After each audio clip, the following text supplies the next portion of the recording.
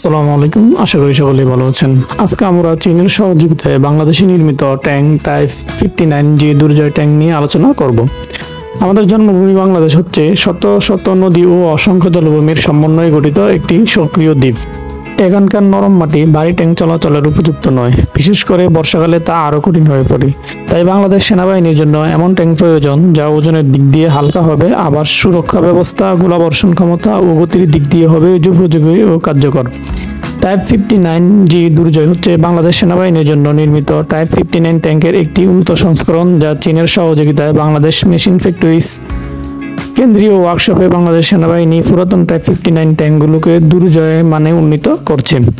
দুর্জয় ট্যাঙ্কের মূলত টাইপ 59 ট্যাঙ্কের কাঠামোর অপরিবর্তিত রাখা হয়েছে, যার দৈর্ঘ্য 6.04 মিটার, প্রস্থ 3.27 মিটার এবং উচ্চতা 2.59 মিটার। এই ট্যাঙ্কের ওজন 40 টন, যা টাইপ 59 ট্যাঙ্কের চেয়েও বেশি। মূলত আধুনিকায়নের সময় বিভিন্ন সুরক্ষা সরঞ্জাম ও অন্যান্য উন্নয়ন প্যাকেজের যুক্ত করার ফলে এর ওজন বৃদ্ধি পেয়েছে। দুর্জয় ট্যাঙ্ক একটি 540 কিলোওয়াট ক্ষমতায় ডিজেল ইঞ্জিন ব্যবহার হয়েছে, যা 1400 আরপিএম টর্ক উৎপন্ন করে এবং এর ওজন ক্ষমতা অনুপাত টন প্রতি 17.55 সিসি। এই যানের সর্বোচ্চ গতি 55 কিলোমিটার প্রতি ঘন্টা এবং সর্বপাল্লা 400 কিলোমিটার। নরম মাটিতে চলাচলের সুবিধার জন্য এতে রাবারের ফ্যাটযুক্ত ট্যাঙ্ক ব্যবহার হয়েছে।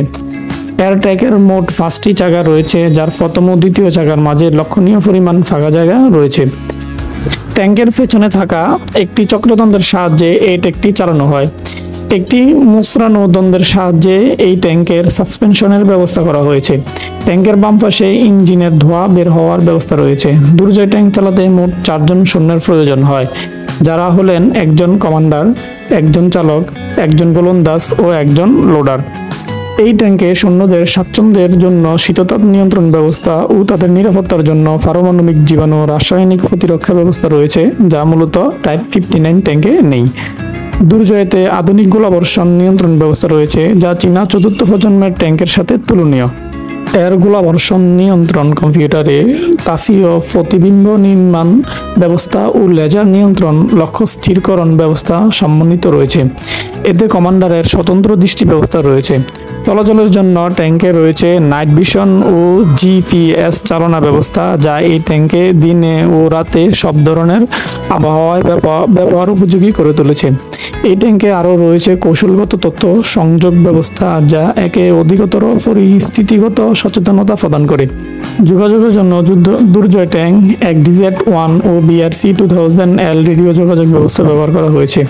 এই ট্যাঙ্কগুলোতে লেজার ওয়ার্নিং রিসিভার রয়েছে, যা শত্রুর লেজার রেঞ্জ ফাইন্ডার বা লেজার রেঞ্জ ডেজিগনেটর লক্ষ্যবস্তুতে পরিণত হলে পূর্বাভাস দিতে সক্ষম। পাশাপাশি এতে ট্যাঙ্ক বিধ্বংসী ক্ষেপণাস্ত্রের বিরুদ্ধে সক্রিয় প্রতিরক্ষা ব্যবস্থা হিসেবে রয়েছে বিভিন্ন ধরনের ইলেকট্রনিক্স প্রতিরক্ষা ব্যবস্থা। দুর্জয় ট্যাঙ্কে রয়েছে একটি 125 মিমি মসৃণ নলযুক্ত কামান, যা এই ট্যাঙ্কের মূল অস্ত্র।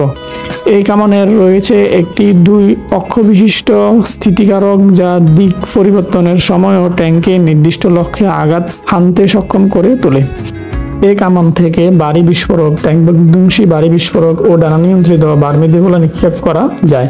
পাশাপাশি এই কামান থেকে ট্যাঙ্ক বিধ্বংসী ক্ষেপণাস্ত্র নিক্ষেপ করাও সম্ভব। এই ট্যাঙ্ক মূল কামানের জন্য মোট 28টি গোলা বহন করে, যা মিনিটে 4টি হারে নিক্ষেপণ করা যায়। এতে সহায়ক অস্ত্র হিসেবে রয়েছে 3000 গুলি সহ একটি W85 12.7 মিমি ভারী মেশিন গান ও 550 থেকে 600 গুলি সহ একটি টাইপ 86 7.62 মিমি মেশিন গান। 12.7 মিমি মেশিন গানকে বিমান বিধ্বংসী অস্ত্র হিসেবেও ব্যবহার করা যায়। এটি বাংলাদেশের জন্য একটি কার্যকরী ও যুগোপযোগী ট্যাঙ্ক। এতক্ষণ আমাদের সাথে থাকার জন্য ধন্যবাদ। চ্যানেলটি সাবস্ক্রাইব করে লাইক শেয়ার করে আমাদের পাশে থাকুন।